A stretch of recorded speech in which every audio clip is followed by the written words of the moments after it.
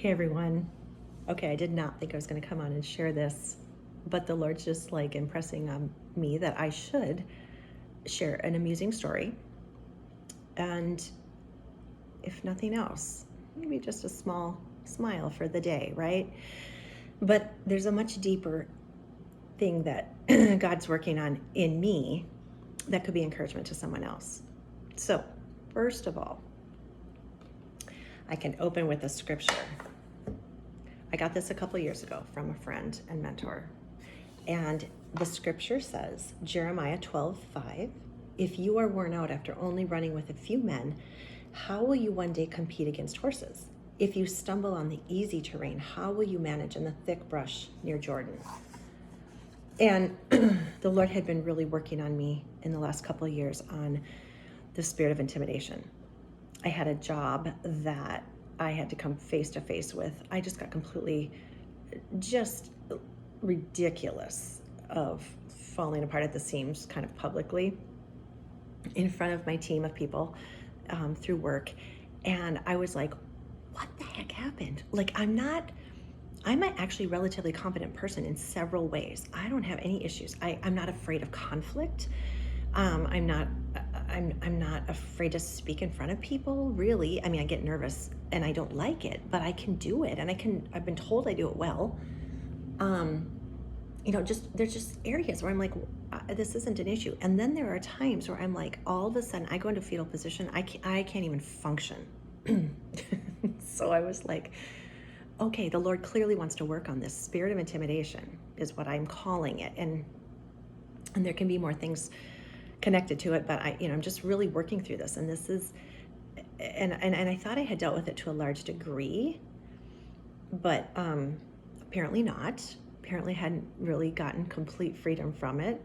So fast forward, this week I had gotten invited to a luncheon by a friend, and I was like, immediately as they're telling me about this, I'm like, yeah, I don't want to do that. It's like a networking thing. It's down in more Kansas City area. It's with people that I don't know. My friend has a really great job and a really great title, and I'm like coming as what I see myself as a nobody. And I'm like, yeah, no, I don't want to do that. And I can feel the Lord going, you need to go to that. And I'm like, So I say yes. And this week was just so busy with family stuff, with appointments, with just all kinds of distractions with work, and I'm just so busy. And so I'm like, oh my gosh, I just can't even keep up from Monday. And then I have to get to Thursday for this luncheon. And I go to my kids' house because I have to drop my dog off because she has a lot of anxiety, so I don't leave her here at my house by herself. And I go drop the dog off, and as I'm backing out, probably, as fast as I possibly can out of the driveway so I can get to my luncheon, I I back into a vehicle that's parked directly in line with the driveway, which is not a good place to park, right? But it is what it is. I nail the car. I nail it. I don't just hit like a door. I hit two doors. So like, if you're gonna do it well, right? And I'm like, oh, I will just tell you, there were not good words in my head that were going through my head. So I quickly pull back into the driveway. I quickly run over to the neighbor's house. I'm trying to just can we please just, hey, answer the door really fast. I'm so sorry. I just hit your car. I need to go someplace. I will be good for this. Give me your name and your phone number, and can you give me insurance information, and I will make sure I'm filing a claim with my insurance company, so on and so forth. So that was my before the luncheon. So I get, meet up with my friend. We go to the place, and we're going to like a kind of a fancy building where the luncheon is. And I'm like, I had, pulled together what I thought was an acceptable outfit for the day. And I have this pair of shoes that I'm going to put on. And I'm like, okay, these are a low heel, but they're dressy. I'll put them on. I had never worn them before. And I'm like, but they're comfortable. So, I can do this. This will be great. We get into the parking lot, and I'm walking, and I'm like, oh, these are kind of making like a really weird noise. Not so great, but okay. And then I take one step into the fancy pantsy building, and suddenly I feel like my shoes are doing kind of like a squeaky farty thing. I don't know how else to say it. And it wasn't super obvious, but it was in my mind. It is the clanging cymbal, right? And I'm like, no. This is not very dignified. I'm already not feeling great about this. And now we have the squeaky farty shoes every step I take. And I'm like, so then I'm trying to walk a little differently, which inside I feel like I'm like an ogre. I'm like, super. I can walk in, from my little small town girl, not knowing what I'm doing, step into the fancy pantsy building, people with lots of clout, and then I get to walk in with my squeaky farty shoes, trying to walk like an ogre and still look put together. I don't see this as a success already, Jesus. I'm just like praying like, okay, God, give me strength to get through this. And I get up there and I'm thinking we're going to be in this huge meeting. And so that there's going to be tons and tons of people. I can kind of blend in, I can disappear, because that's a lot of times when I get into this type of situation, this is what I want to do. I want to disappear. I want to not be noticed. It's a small meeting. There's maybe 20 people. It's in a U shape. We're going to do this luncheon and whatever presentation. And we have a very enthusiastic person just starting to talk, right off the bat, chatting with the both of us. My friend is doing great, of course, because they're used to doing this all the time. And I'm like, I think I've swallowed my tongue, and I don't know what's going to happen. I just want to go put myself in a corner. And I'm like, stop panicking. You're going to be fine. I have to do the self-talk. It's going to be fine. This lady's asking me a bunch of questions. I bumble through what I hope is an acceptable answer. We go in, we eventually sit down, and then I connect with the gal sitting next to me, which turned out to be delightful. I was like, a little bit of a reprieve, okay.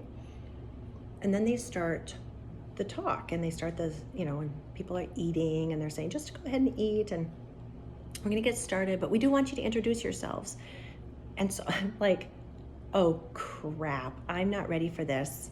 And so we have the presenter, who is like, kind of a top dog type person in that building. And then we have the next few people that work there. And so they do this all the time, no big deal. Then I have my friend who is like used to doing this all the time, has a nice title. And then I get to follow that. And I don't know quite what I said, but it was not what my other friend, when I shared some of this, she's like, you need to have like your elevator speech ready. I'm like, oh no, it wasn't ready. It wasn't even in the elevator. I'd put it in the basement. So I'm like, I'm not ready for this. I don't know what I'm doing, my title is, I haven't even thought about this. Like I have, but I haven't. So I was very underwhelming. And we go around the room, everybody thankfully, hopefully forgets about me. And I managed to get through, the rest of the time. And then my friend had to go to another meeting, so we're jetting out like easy. And I, take my squeaky farty shoes and, head to the car. I'm sorry if this is, if I'm using words that are just not very Christian-like, but this is what it was. There's just no other words. And my friend was just very gracious. And we end up having a great conversation on the way back, and just talking about some things and they gave me some pointers, and just some things like, hey, I'm like, talk about the elevator speech. I'm like, yeah, pretty much need to get that, down pat. Really need to start working on that. And I'm reminded when I get home and I'm reflecting, I'm reminded of this scripture. And actually this sits by my bed, and I've been reading it a lot. Like, if you can't run with a few men, how are you going to compete against horses? And I know the Lord is going to bring me to a place of something, and that whether it would be a small crowd or a large crowd, any of us need to be able to stand our ground, right? And that we're not falling for the harassment of the enemy.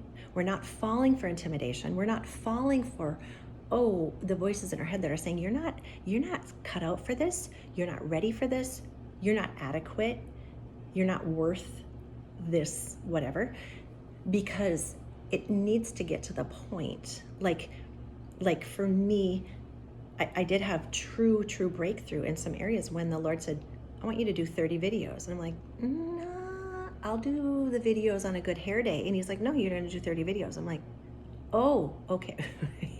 And just get to the point where it doesn't matter what I look like. It doesn't matter how I present. And it doesn't matter if I say the wrong thing, because it's going to minister to the person that it needs to minister to, right? And it's going to go out into the world, and the Lord will draw the people to listen to the video if they need to listen to it. And the rest of the people, it doesn't matter.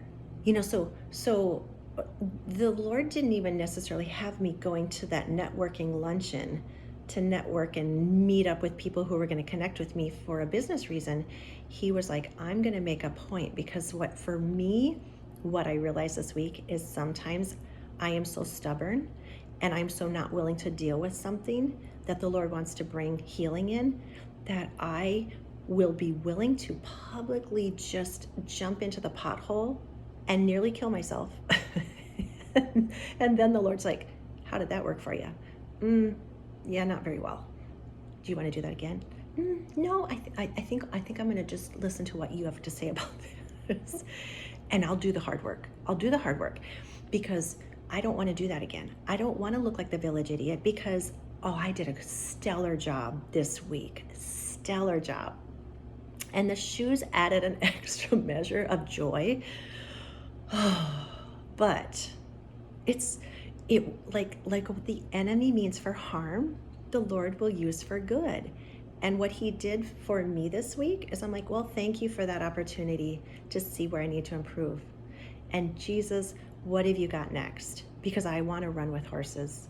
And I'm going to get through that thick brush, right? I'm not going to just walk the little fine, easy path that's all cleared and there's no trouble.